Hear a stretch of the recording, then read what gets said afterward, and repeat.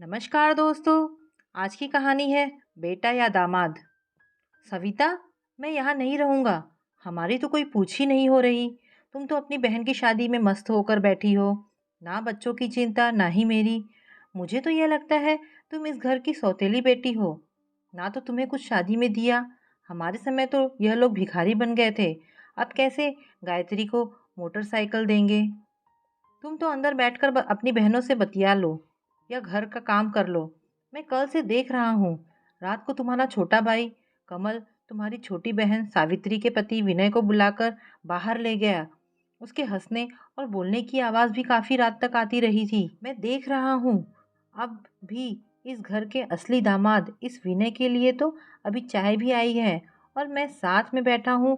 मुझे किसी ने पूछा भी नहीं। राजेश शादी वाले घर में बेइंतहा चिल्लाए जा रहा था और सविता कुछ कर नहीं पा रही थी। राम प्रसाद जी की 3 बेटियां थीं। सबसे बड़ी सविता, सावित्री और गायत्री। उनका एक पुत्र भी था जो कि छठी कक्षा में पढ़ता था। राम प्रसाद जी समीप की कंपनी में सुपरवाइजर का काम करते थे। अपनी दोनों बड़ी बेटियों की शादी कर चुके थे और कल गायत्री की शादी थी। दोनों दामाद 2 दिन पहले ही आ गए थे। राजेश ने अपनी शादी के समय तो कुछ भी मांग नहीं की थी, लेकिन शादी के बाद वो हमेशा सविता के घर से कुछ ना कुछ पाने की इच्छा रखता ही था। जब भी वह ससुराल आता, शायद ही कभी ऐसा हुआ हो कि वह बिना लड़े घर से गया हो।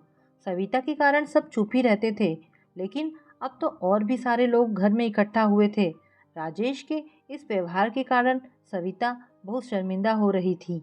जब से राजेश को यह पता चला कि ससुर जी गायत्री को मोटरसाइकिल भी दे रहे हैं, तब से तो उसका गुस्सा संभाले नहीं संभल रहा था। कुछ भी बोलने का मौका वो हाथ से जाने नहीं दे रहा था। इसके विपरीत विनय अपने ससुर जी को पिता के समान ही सम्मान देता था। इसी कारण घर में उसकी जगह एक बेटे के समान ही थी। राम प्रसाद जी बिना उसकी सलाह के कोई भी काम नहीं करते थे। विनय रसोई में भी काम करने में कोई शर्म नहीं समझता था। जहाँ राजेश सवेरे से उखड़ा उखड़ा घूम रहा था, वहीं विनय सवेरे के घर के कामों में हाथ बटा रहा था। अभी उसने रसोई में थोड़ा सर दर्द होने के कारण सावित्री को चाय बनाने के लिए कहा। वह बाहर आकर बैठ गया था। सावित्री ने किसी के हाथ से उसके लिए चाय भिजवाई तो सावित्री को यह नहीं पता था कि बड़े जीजा भी बाहर ही बैठे हैं। ससुर जी के लिए अपमानजनक भाषा का प्रयोग करते हुए और तमाशा बनाते हुए देखने पर विनय ने राजेश को प्यार से समझाते हुए चुप रहने के लिए कहा। साथ में उसने अपनी चाय राजेश को ही पकड़ानी चाहिए और मजाक के लहजे में बोला, आप बैठो भाई साहब, आपके लिए मैं चाय के साथ कुछ नाश्ता भी बना लाता हूँ। इसके विपरीत राजेश ने उसे भी अपशब्द बोलने शुरू किए। साथ ही उसे कहा, तू तो बेवकूफ़ है। तू नौकर के जैसे इस घर में काम कर सकता है। इस परिवार का दामाद ना तो तू है और ना ही मैं हूँ। तुझे कौन सा कुछ दिया है इन्होंने? देख, अपनी गायत्री को तो यह मोटरसाइकिल भी दे रहे हैं। दामाद को अपनी इज्जत खुद करवानी आनी चाहिए। तुझे मेरा साथ देना चाहिए या कि मुझे ही रोकना चाहिए? विनय ने तभी बड़े प्यार से राजेश को कहा, आप सही कहते हो भाई साहब, मैं इस घर का दामाद हूँ ही नहीं। मैं तो इस घर का बेटा हूँ। घर का दामाद खुश रहे, मैं तो सिर्फ यही चाहता हूँ। कल रात को भी जब छोटे साले साहब मुझे बुलाने आए थे, तो कारण यह था कि मैं नीचे जाकर बूंदी के लड्डू बनवाने में हलवाई की सहायता करनी थी। आप तो ऐसा करते नहीं, इसलिए किसी ने आपको बुलाया नहीं। मैं आपको कुछ बताना नहीं चाहता था, पर क्योंकि आप चुप नहीं होंगे, इसलिए घर के बड़े दामाद जी, आपके ससुर जी ने आपको अपनी बेटी दी। आपने क्या उसकी कद्र की? यह जो आप बार बार मोटरसाइकिल का जिक्र कर रहे हैं, यह अपनी छोटी बहन गायत्री को मैं भेंट दे रहा हूँ। और दामाद जी, आप इस घर से क्या इच्छा रखते हैं, मुझे बतला दीजिए।